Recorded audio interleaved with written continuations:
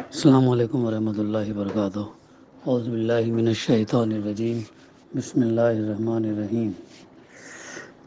یا ایھا الذین آمنوا لما تقولون ما لا تفعلون کبر مقتا عند اللہ ان تقولوا ما لا تفعلون۔ صدق اللہ العلی العظیم۔ اے لوگو جو ایمان لائے ہو، تم کیوں وہ بات کہتے ہو جو کرتے نہیں ہو؟ اللہ کے نزدیک یہ سخت ناپسندیدہ حرکت ہے کہ تم کہو وہ بات جو کرتے نہیں۔ تو اس آیت کی تفسیر کا سلسلہ الحمدللہ جاری تھا، سورہ صف آیت نمبر 1 سے 4 تک، اور یہ آیت نمبر 2 اور 3 ہے۔ اس میں بات یہ آئی تھی کہ ایک تو اس کے معنی وہ ہیں کہ جو ترجمانی میں ہمارے سامنے بات آئی، اور ایک دراصل بات بنیادی طور پر یہ ہے کہ ایک سچے مسلمان کے قول اور عمل میں مطابقت ہونی چاہیے۔ جو کچھ کہے اسے کر کے دکھائے، اور کرنے کی نیت یا ہمت نہ ہو تو زبان سے بھی نہ نکالے۔ کہنا کچھ اور کرنا کچھ، یہ انسان کی ان بدترین صفات میں سے ہے جو اللہ تعالیٰ کی نگاہ میں نہایت مبغوض ہیں۔ تو یہاں تک کہ وہ نفاق قسم کی، تو نفاق کے 3 علامتوں کا تذکرہ ہمارے سامنے ہے۔ 3 منافق کی 3 نشانیاں۔ اگر وہ نماز پڑھتا ہو، روزہ رکھتا ہو، مسلمان ہونے کا دعویٰ کرتا ہو، لیکن جب یہ بولے جھوٹ بولے، جب وعدہ کرے اس کی خلاف ورزی کرے، اور جب کوئی امانت اس کے سپرد کی جائے تو اس میں خیانت کر گزرے۔ بعض روایت میں ایک اور نشانی ہے، وہ یہ کہ جب لڑے تو اخلاق اور دیانت کی حدیں توڑ ڈالے، گالم گلوچ کرے، ایسی وہ بات جو ہے آتی ہے۔ فقہ اسلام کا اس بات پر قریب اتفاق ہے، کوئی شخص اگر اللہ تعالیٰ سے کوئی عہد کرے، یعنی مثلاً کسی چیز کی نظر مانے، یا بندوں سے کوئی معاہدہ کرے، یا کسی سے کوئی وعدہ کرے، تو اسے وفا کرنا لازم ہے۔ اے پرامس از اے پرامس، اسپیشلی اسلام نے، الا یہ کہ وہ کام بجائے خود گناہ ہو جس کا اس نے عہد یا وعدہ کیا ہو، اور گناہ ہونے کی صورت میں وہ فعل تو نہیں کرنا چاہیے جس کا عہد یا وعدہ کیا گیا ہے، لیکن اس کی پابندی سے آزاد ہونے کے لیے کفارہ یمین ادا کرنا چاہیے، جو اور بھی مقام پر سورہ مائدہ میں ہمیں اس کا تذکرہ ملتا ہے۔ اب رہا خاص مدعا جس کے لیے اس موقع پر یہ آیات ارشاد فرمائی گئی ہیں، تو وہ بعد والی آیت کو ان کے ساتھ ملا کر پڑھنے سے معلوم ہوتا۔ مقصود ان لوگوں کو ملامت کرنا ہے جو اسلام کے لیے سرفروشی اور جاں بازی کے لمبے چوڑے وعدے کرتے تھے، مگر جب آزمائش کا وقت آتا تھا تو بھاگ نکلتے تھے۔ ضعیف الایمان لوگوں کی اس کمزوری پر قرآن مجید میں کئی جگہ جو ہے اس کی گرفت کی گئی۔ مثلاً سورہ نساء آیت نمبر 77 نے فرمایا، ترجمانی یوں ہے، تم نے ان لوگوں کو بھی دیکھا جن سے کہا گیا تھا کہ اپنے ہاتھ روکے رکھو اور نماز قائم کرو اور زکوٰۃ دو، اب جو انہیں لڑائی کا حکم دیا گیا تو ان میں سے ایک فریق کا حال یہ ہے کہ لوگوں سے ایسا ڈر رہے ہیں جیسا اللہ سے ڈرنا چاہیے، یا اس سے بھی کچھ بڑھ کر کہتے ہیں، خدایا یہ ہم پر لڑائی کا حکم کیوں لکھ دیا، کیوں نہ ہمیں ابھی کچھ اور مہلت دی۔ یہ بات جو ہے ہمیں ملتا ہے سورہ نساء میں۔ سے پہلے مطالبہ کرتے تھے جہاد کا، لڑنے کا، اور جب وہ حکم آ گیا تو پھر ان کا رویہ ایسا تھا، خصوصاً اس میں زیادہ کر کے منافقین تھے۔ اور سورہ محمد آیت نمبر 20 میں فرمایا، اس کی ترجمانی یوں ہے، جو لوگ ایمان لائے ہیں وہ کہہ رہے تھے کہ کوئی صورت کیوں نہیں نازل کی جاتی، یعنی جس میں جنگ کا حکم دیا جائے، مگر جب ایک محکم صورت نازل کر دی گئی جس میں جنگ کا ذکر تھا تو تم نے دیکھا کہ جن کے دلوں میں بیماری تھی وہ تمہاری طرف اس طرح دیکھ رہے ہیں جیسے کسی پر موت چھا گئی، ایسا تھا ان کا ملنا، یعنی کرٹیکل ٹائم میں جو ہے وہ جو ہے چلنے کے لیے، جان کی قربانی پیش کرنے کے لیے وہ لوگ تیار رہی تھے۔ یہ ہے جنگ احد کے موقع پر یہ کمزوریاں خاص طور پر نمایاں ہو کر سامنے آئیں۔ اللہ کے رسول صلی اللہ علیہ وسلم مدینہ سے 1000 ساتھیوں کو لے کر چلے۔ راستے میں کیا ہوا؟ عبداللہ بن ابی نے 300 لوگوں کو اپنے ساتھ واپس لے کر مدینہ آ گیا کہ یہ چونکہ میری بات مانی نہیں گئی، میں کہتا تھا کہ مدینہ میں رہ کے لڑنا، وہ بات مانی نہیں گئی، اس لیے وہ ایسے عین جنگ کے وقت جو ہے اس نے دھوکہ دیا۔ تو یہ اس طریقے کی ان کی دشمنی تھی، عداوت تھی۔ ظاہر میں مسلمان ہونے کا ڈرامہ پیش کرتے، لیکن اندرونی طور پر کیا ہے، وہ اسلام کی دشمنی کرتے، اللہ کے رسول صلی اللہ علیہ وسلم کی دعوت کو نقصان پہنچانے کے طریقے ڈھونڈتے رہتے تھے۔ ایسا ان کا عمل تھا۔ تو اسی طریقے سے سورہ آل عمران میں 13ویں رکوع سے 17ویں رکوع تک بھی مسلسل اشارات کیے گئے ہیں۔ مفسرین نے ان آیات کی شان نزول میں ان کمزوریوں کی مختلف صورتیں بیان کی ہیں جن پر یہاں گرفت کی گئی ہے۔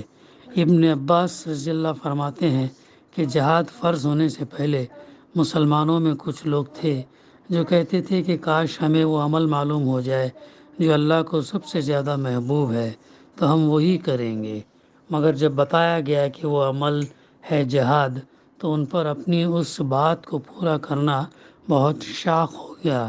مقاتل بن حیان کہتے ہیں کہ احد کی جنگ میں ان لوگوں کو آزمائش سے سابقہ پیش آیا اور حضور صلی اللہ علیہ وسلم کو چھوڑ کر بھاگ نکلے۔ یہ بھی سچویشن جنگ احد میں سامنے کھل کر آیا۔ ابن زید کہتے ہیں کہ بہت سے لوگ نبی صلی اللہ علیہ وسلم کو یقین دلاتے تھے کہ آپ کو دشمنوں کے مقابلے کے لیے نکلنا پڑا تو ہم آپ کے ساتھ نکلیں گے، مگر جب وقت آیا تو ان کے وعدے جھوٹے نکلے۔ قتادہ اور ضحاک کہتے ہیں کہ بعض لوگ جنگ میں شریک ہوتے بھی تھے تو کوئی کارنامہ انجام نہ دیتے تھے، مگر آ کر یہ ڈینگے مارتے تھے کہ ہم یوں لڑے اور ہم نے یوں مارا۔ ایسے ہی لوگوں کو اللہ تعالیٰ نے ان آیات میں ملامت کی ہے۔ تو یہ ہے وہ تفسیر ان دو آیات کی ضمن میں جو بتایا گیا اور اہل ایمان سے مخاطب ہو کر کہا گیا کہ تم ایسی بات مت کہو جو تم کرتے نہیں ہو، اور اللہ کے نزدیک یہ سخت پسندیدہ حرکت ہے کہ تم کہو وہ بات جو کرتے نہیں۔ پھر آگے فرمایا ان اللہ یحب الذین یقاتلون فی سبیلہ صفا کانہم بنیان مرصوص۔ اللہ کو تو پسند وہ لوگ ہیں جو اس کی راہ میں اس طرح صف بستہ ہو کر لڑتے ہیں گویا وہ ایک سیسا پلائی ہوئی دیوار ہے۔ اس کی تفسیر میں ہے، اس سے اول تو یہ معلوم ہوا کہ اللہ تعالیٰ کی خوشنودی سے وہی اہل ایمان سرفراز ہوتے ہیں جو اس کی راہ میں جان لڑانے اور خطرے سہنے کے لیے تیار ہوں۔ یہ بڑی اہم بات ہے اس آیت کے ضمن میں کہ وہی لوگ تیار ہوتے ہیں جو جان لڑانے، خطرے سہنے کے لیے تیار ہوں، اپنی جان ہتھیلی پہ لے کر چلتے ہیں۔ دوسری بات یہ معلوم ہوئی کہ اللہ کو جو فوج پسند ہے اس میں 3 صفات پائی جانی چاہیے۔ اللہ کو جو فوج پسند ہے اس میں 3 صفات جو ہے پائی جانی چاہیے۔ ایک یہ کہ وہ خوب سوچ سمجھ کر اللہ کی راہ میں لڑے اور کسی ایسی راہ میں نہ لڑے جو فی سبیل اللہ کی تعریف میں نہ آتی ہو، ایسے اس میں نہ لڑے جو فی سبیل اللہ کی تعریف میں نہ آتی ہو۔ دوسری یہ کہ وہ بد نظمی، انڈسپلن اور انتشار میں مبتلا نہ ہو، بلکہ مضبوط تنظیم کے ساتھ صف بستہ ہو کر لڑے۔ یہ بھی بہت عام ہے، کامیابی کے لیے بہت ضروری نکات ہیں جو یہ 3 یہاں پر بتائے جا رہے ہیں۔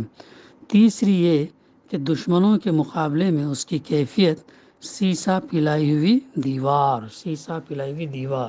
سیسا کسے کہتے ہیں؟ لیٹ کو کہتے ہیں۔ جب دیوار کے اندر اگر وہ یہ ہو، ایسی دیوار ہو جس کے اندر کوئی گیپ نہ ہو، کوئی دراڑ نہ ہو، کوئی سوراخ نہ ہو، کوئی یعنی اتنا مضبوط ہو کہ سب جو ہے اس سے کوئی کسی اینٹ کو جو ہے وہ گرا نہ سکے، ہٹا نہ سکے، دراڑ پیدا نہ کر سکے، کھوکھلا نہ کر سکے، گرا نہ سکے، تو یہ جو ہے بہت ضروری ہے۔ تاکہ دشمن جو ہے اگر سیسا پلائی ہوئے اگر دیوار ہوں گے تو دشمن جو ہے وہ صفوں کو کاٹ کر اندر داخل نہیں ہو سکتا. تو یہ مضبوطی چاہیے اسلامی فوج اور اس مجاہدین کے اندر جو ہے یہ چیز ہونا لازمی ہے. پھر یہ آخری صفت بجائے خود اپنے اندر معنی کی ایک دنیا رکھتی ہے.